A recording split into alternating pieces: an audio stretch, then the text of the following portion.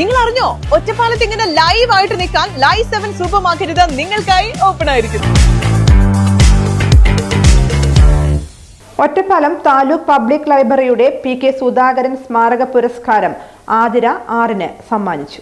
കണ്ണിയമ്പുറം പിഷാരഡീസ് ഓഡിറ്റോറിയത്തിൽ വെച്ച് നടന്ന പുരസ്കാര ചടങ്ങ് ഷൊർണൂർ MLA P മമ്മിക്കുട്ടി ഉദ്ഘാടനം ചെയ്തു.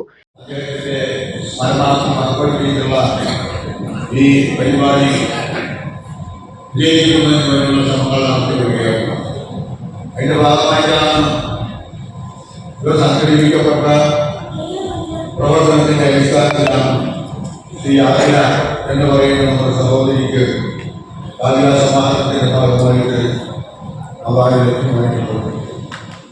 Kerala state library council president doctor Dharmaraj Adat ആതിരയ്ക്ക് 10,000 രൂപയും പ്രശസ്തി പത്രവും ഫലകവും സമ്മാനിച്ചു.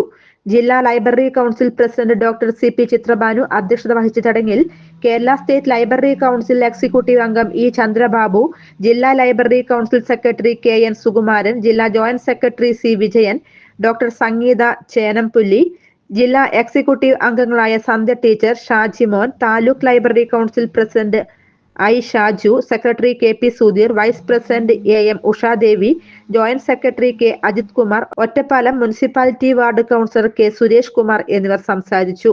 പുരസ്കാരത്തിന് അർഹരായ ആതിര R സംസാരിച്ചു.